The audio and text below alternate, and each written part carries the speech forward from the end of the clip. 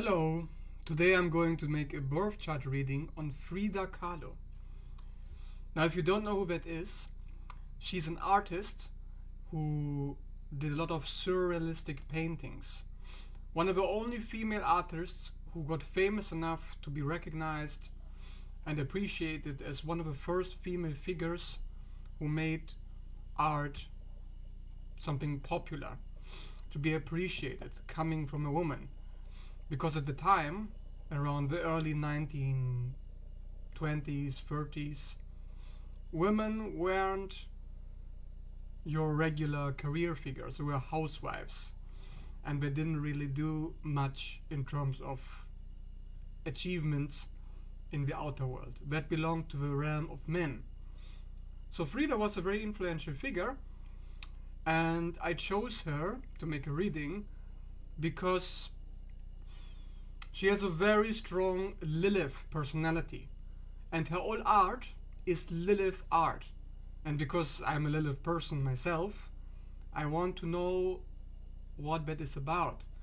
And I want to show you this person, because I think if you understand Frida Kahlo, if you understand her art, if you understand her personality through her birth chart, you better understand what the archetype of Lilith is about. It is through her art that we can find a deeper connection, a deeper embodiment with that which was trying to show us. Because the artist is trying to show us themselves. So that's what we are looking at. Frida Kahlo. So this is what she looks like. She's born on the 6th of July 1907 in Mexico. And guess what? Because on the 6th of July, you have her sun joined Sirius. So let's see. This is her birth chart. Frida Kahlo, born the 6th of July 1907. As you can see here, the sun is conjunction Sirius, the dog star. Now this person is even more interesting to me for the fact that she was born exactly one day after me, because I am born on the 5th of July. Also a serious individual. Now, to understand this person is to understand the symbolism in her natal chart. You'll also want to look at the sun in 13 degrees of Cancer. Well, guess what? My sun is also in this degree, which is a Sabian symbol of a fist which tries to come back to assert itself against the world that is trying to push their will onto that individual. So this is somebody who had to work very, very hard to actually have success in the outer world.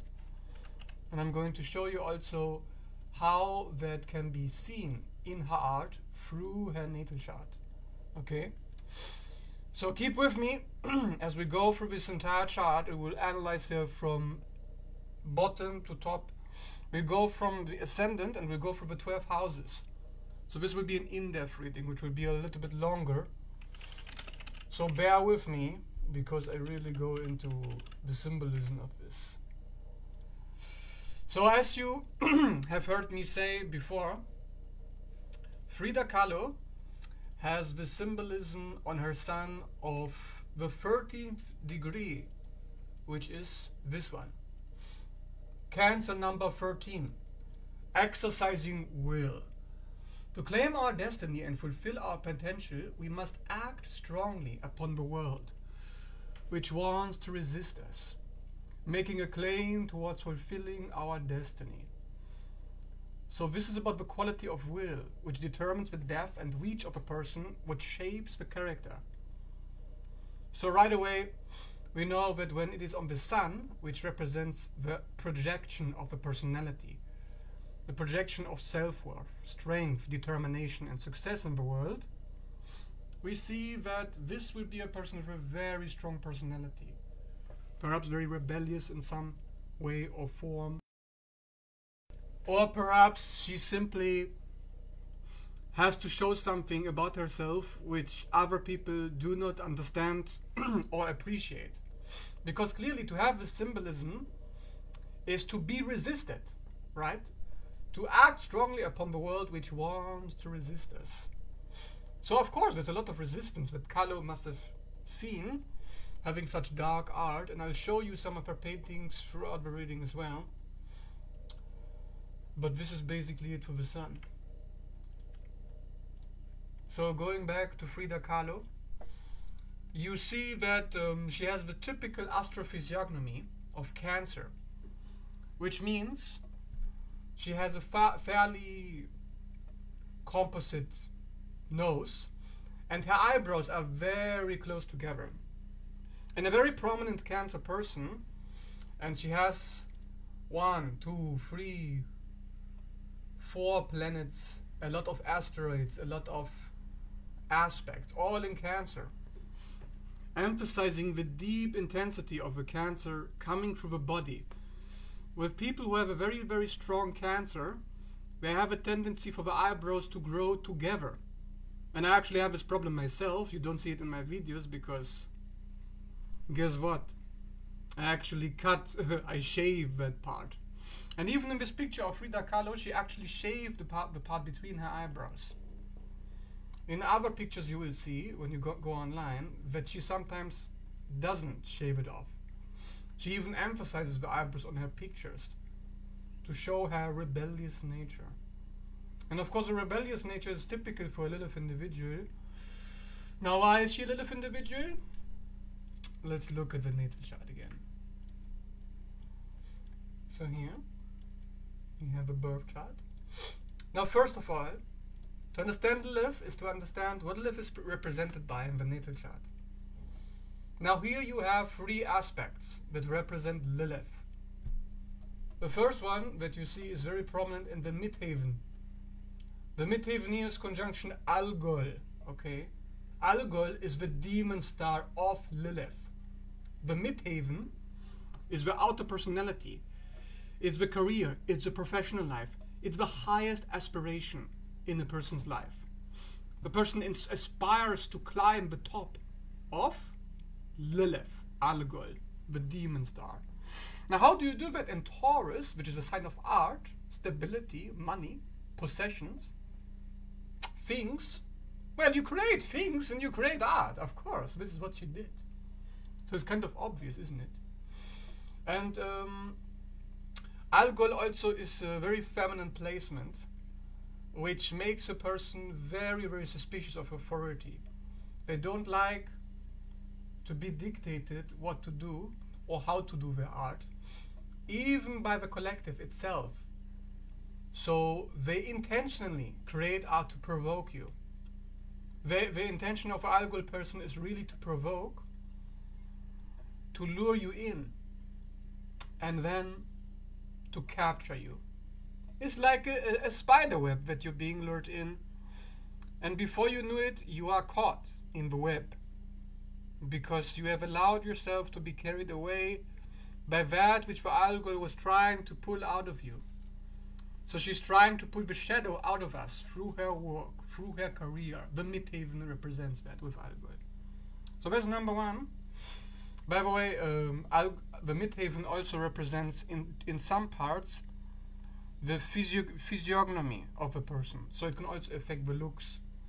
Sometimes they affect the subtle, but it comes out through their outward demeanor, their attitude towards life, which of course is reflected sometimes physically as well, in the choice of clothing, in the choice of jewelry, and so on. And Lilith likes jewelry. It's like it's not like a peacock, because that would be Juno, but it's more like we call it Alster in German. They collect shiny things. Okay, so this is a person who likes shiny things and show them in her work. So she uses a lot of rainbow colors in her paintings, that you will see also later on. Now moving on, we have also Lilith, the black moon, the mean version, in 9 degrees Cancer, which is 3.7 degrees away from the Sun in Cancer. So it's a conjunction. Lilith is conjunction the Sun. Okay, so you have that as well. You see why she's a Lilith person, of course. And it's in the 11th house of career achievements which are represented by the collective. So this is a person who wants to progress the collective through their personality, which comes shining through the sun, through Lilith. The person feels good about themselves only when Lilith comes through their personality, okay? Because the sun represents self-worth, and the 11th house represents the collective consciousness. So the person here, Frida Kahlo, is not somebody who operates in the background. They can't just be in the mountains, in a monastery. No. This type of person has to affect the collective directly. These can be politicians, these can be influencers, these can be community figures, these can also be simply artists who take a prominent role. Because the 11th house also represents success in the outer world, success in the career. So it's a very good natal chart overall to get famous, because the North Node is also in the 11th house. And you see the North Node plenty of times with people. When they have it in the 11th house, the 10th house, the 5th house, it's all about career success. Because that's what the soul chose to incarnate into.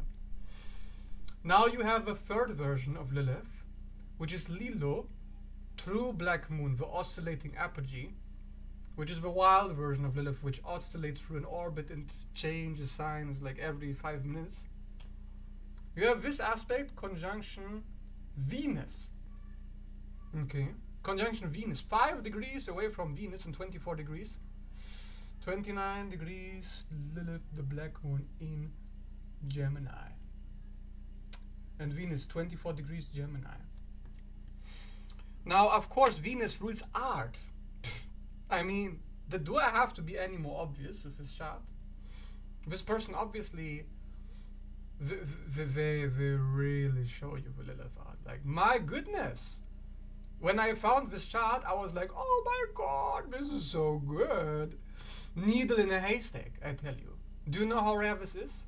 To have a famous artist who completely is bonkers Lilith focused, like fuck, okay?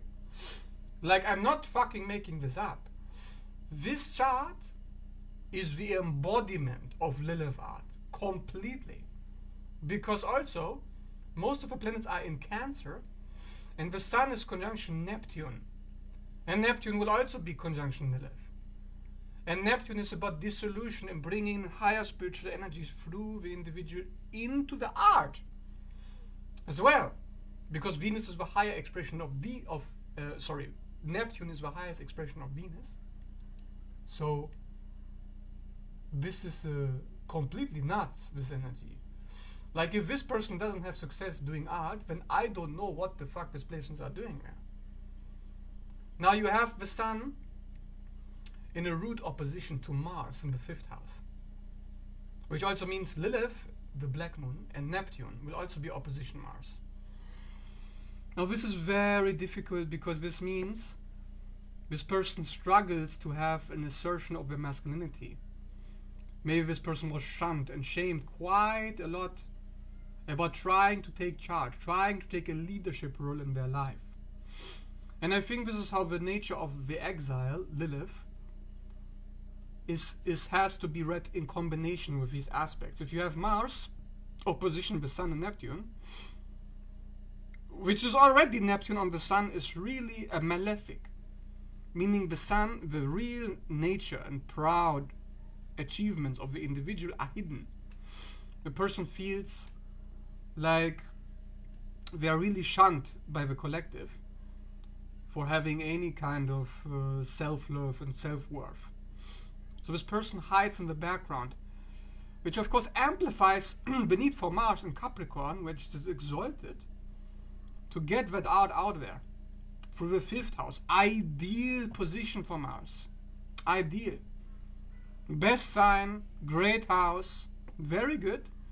I think that's what saved her, really, because if she didn't have this placement, it would have been very, very difficult for her to actually get out there and represent her art, because she'll have a lot of opposition. Because Mars in the 5th house means quarrels when it comes to your creative projects. a lot of controversy. And this is getting even worse. Okay, even worse if Uranus is conjunction Mars.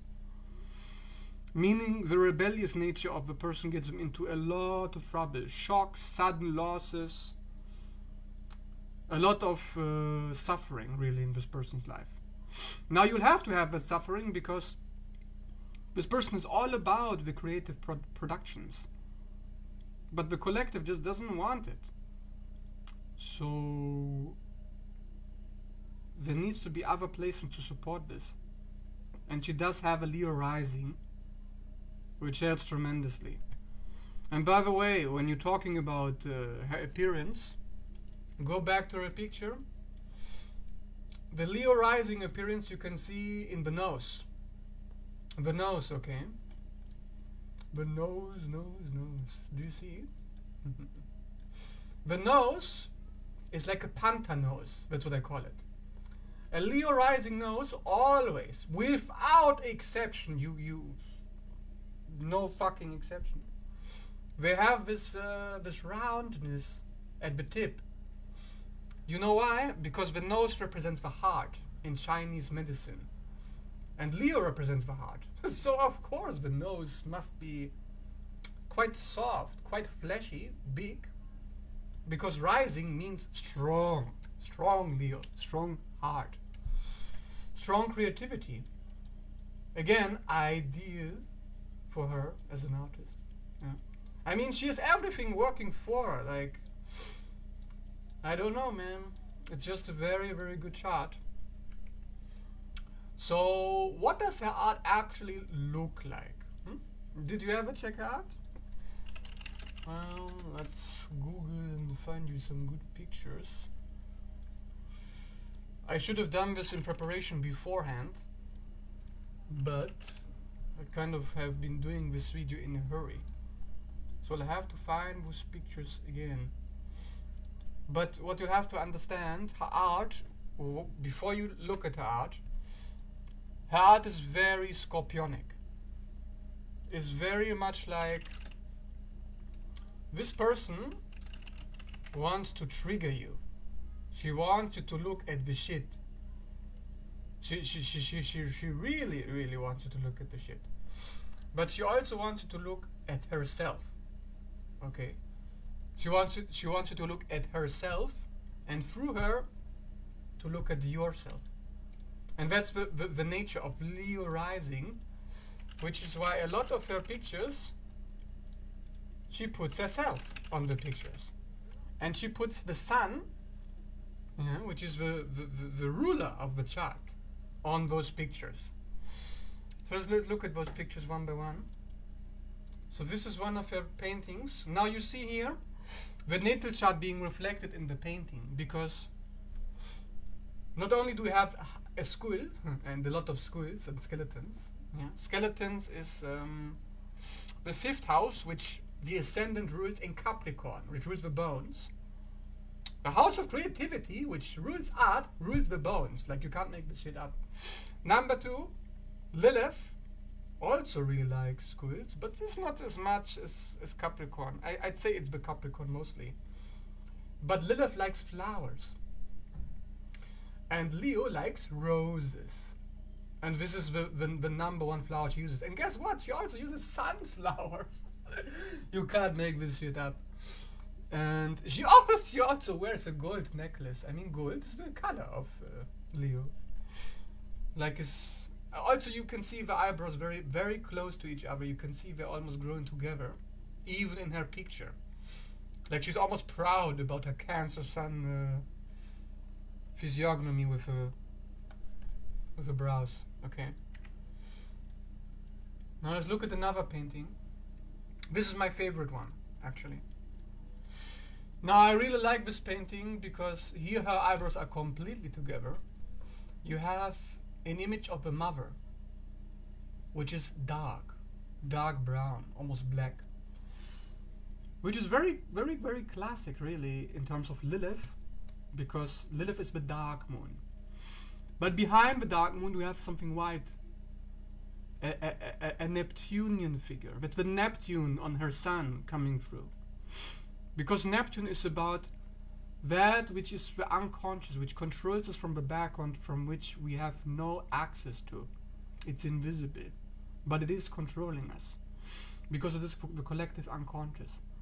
So you have the collective unconscious Neptune in the picture, you have Lilith in the picture, you have the eyebrows, Cancer Sun in the picture, you have the colors red and gold in what she's wearing, which is Leo colors, and you have a man that she's holding with a third eye, holding a flame in his hand. Now the flame represents Prometheus, which represents Uranus, which is opposite her sun. So she's holding the Uranus in her hands. But Uranus also has a third eye open.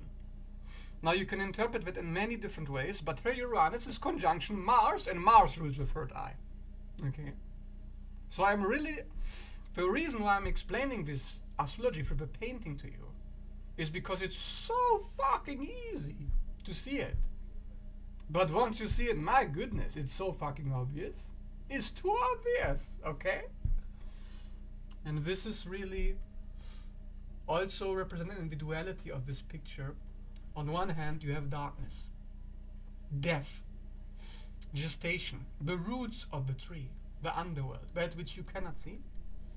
And on the other side, you have life, white, blossoming flowers, cacti. Why the cacti, by the way? Does she like desert flowers?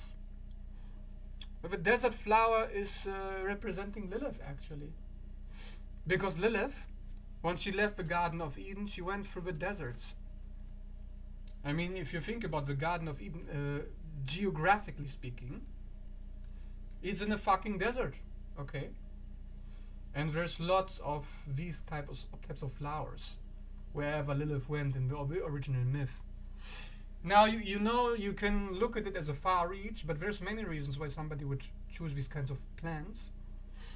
Also Scorpio rules these plants, but Cancer rules the roots of a tree, which you see on the left side mostly.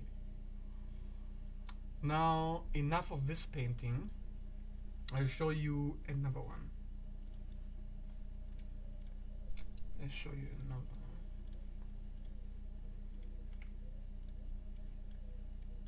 Now this is here more flowers. This is really a Leo rising picture. But she likes birds. She likes to use birds a lot, actually. Either birds or other animal companions. Now Lilith, in the mythology, had a lot of pets. She had a cat, she had a crow, she had a dog, she had an owl, she had all kinds of pets. Now let's see, what can I choose for you next? Ah yes, this is a good picture. Let's see here. This is what I call a dance with death. Now a typical Lilith nature thing to do is to befriend death. Because death is necessary to be free, to reclaim your sovereignty as a divine being. You must leave the garden. You must leave the womb, which means you must leave the source of sustenance. You must leave life itself, because mother is life. Source is life. God is life. The garden, paradise. You leave it behind and you befriend death and you dance with it. Like a Leo, which is again the rising. Yeah. You see, she likes to show her personality in these pictures. But I'll show you something about death next, because she has a lot of death in her paintings. Because guess what? Before she died, she made some other paintings like this one,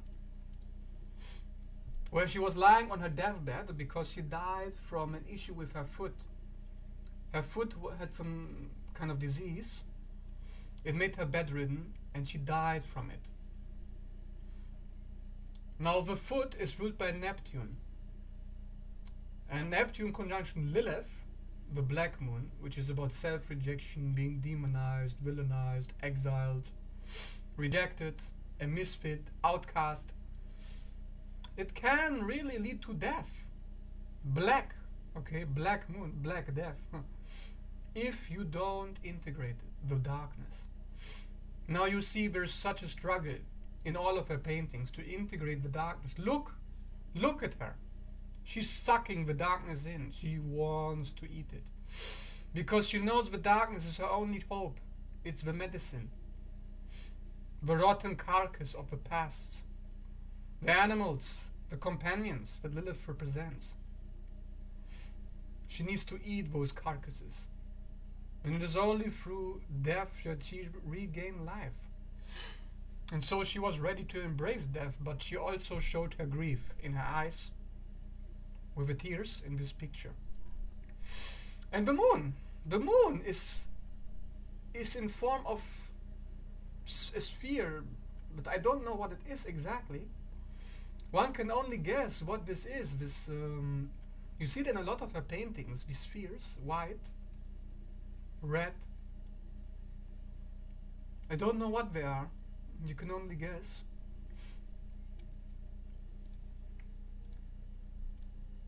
But this is basically it, yeah. Her art reflected in the natal chart. And to go back to the natal chart, yeah. Do you see me? And you see this? Yeah. To go back to it is to look at what's her disease about. She's Chiron in the 6th house, which means a chronic kind of health issue, which she tried to get under control, but she needed to find alternative ways to heal it. Alternative ways which are outside of the collective in Aquarius. And of course an alternative way is to suck up, like Chiron itself, in the 6th house of health, which can represent the issue with a foot, because guess what? Aquarius also rules the ankles. It's right above the foot, isn't it? And Chiron, the wounded healer, is somebody who gets great healing powers through very, very otherworldly types of healing. Well, I would say sucking up the rotten carcasses of the past is a pretty otherworldly kind of healing. Then you have a vertex on the IC. Now this is something I find very difficult to read, because vertex means explosion, IC means family, means unconscious forces trying to overwhelm us. Well, what kind of unconscious forces are trying to overwhelm you? In Scorpio. So this darkness somehow must have been overwhelming her, and she must have tried to find some kind of respite. But what respite is that is usually represented by Neptune in the 11th house. The 11th house is the house of friends, letting go of the collective. So somebody who deals with a lot of shame, actually, and they kind of find a way to let go of it somehow through the art. I mean, it is also opposition the midhaven. You'll have to keep in mind that you have something on the angles. It is automatically opposition, the career angle, and career opposition vertex means the problems you have at home can either completely disable you, destroy your career, or they can fuel your career. It's heat, it's combustion. You can explode and implode, or you can lift off like a rocket. And that's basically what happened with her. She lived off. And Saturn in the 8th house, which is the ruler of career as well in the natal chart, it's the house of transformation. So she used her disease. Somehow her disease was a defining factor behind her art. And I would say that it's very Lilith-like, that suffering defines the life of the individual. So let's show some other paintings. And this is very interesting. This is very Cancer, okay? Now you have the picture of a woman, hair, underground, connected to the roots. It's kind of a funky, weird picture, I know. But she's also sleeping on a pillow. It's about sleep. I think that's why also you will see a lot of surrealism in her paintings, because her main focus was surrealism. And guess what? It's ruled by Neptune, which is conjunction her sun. And it rules sleep. Yeah, it rules sleep. So shouldn't be surprising to see a pillow here. Not at all. And she's from Mexico. So it could also be a cultural thing that she uses skulls all the time. Yeah, because a lot of her paintings, even though it's very Leo-like, with the roses and the red colors, and it's Capricorn 5th house, ruled by Leo, ruling the bones. I mean, of course it makes sense, but there could be other reasons of the skulls as well. You can't only look at the chart, you also have to keep in mind that there are variables of which you are unaware of. You can interpret them in the chart, but it takes years and years of study until you actually understand where all those things that you see in the picture are coming from. And they can be subtle, but they can also be very, very noticeable. For example, this here. Do you know what this is? Did you see the moon in her chart? Did you notice it? Because she has moon in Gemini. And this is pretty self-explanatory. When you know the person has moon in Gemini and you look at this picture, it's kind of obvious. There's a bridge between two opposing personalities. It's interesting. They're connected with the heart. The heart and the head is connected somehow, and they form one personality, based on many personalities. There's so many ways to interpret these paintings, but I'm not a painting interpreter per se. But I'm just wanting to show you these things so you can see how the chart is coming through the paintings. And by the way, Gemini also likes birds, because Mercury, the ruler of Gemini, is the ruler of birds. But think about that what you will. Also, she has a cigarette in her hand, which is kind of typical. I don't know if she smoked, but Gemini rules the lungs.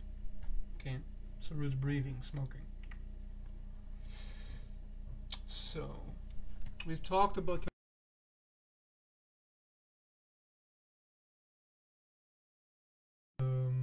Wait a second. I need to restore my video. What the fuck? Well, this is kind of weird. Well, anyways, let's go back to the chart. To sum up the chart, you have a water dominant, you have Algol, you have Lilith, you have Black Moon Lilith, all in very, very strong positions. And you have the ascendant in Leo, ruled by the Sun, and the Sun is emphasized with Neptune and Lilith. And you'll have to understand that if you have a chart ruler based on the ascendant, the ruler of the ascendant rules the physiognomy and the outer appearance and the personality of a person dominantly. That means if you have Neptune or Lilith on the Sun, the person's personality will shine very, very strongly through the ascendant, because the ascendant is ruled by the Sun. So they are fusing. So if you want to understand the chart, you have to understand the rulership. You have to understand how aspects are working together and how they're coming through the person's achievements, their art, their creations, their production. And to understand a person is to understand where the psychology is playing out. What are the urges of this person? Why are they doing this? Why do they have a dance with death? It's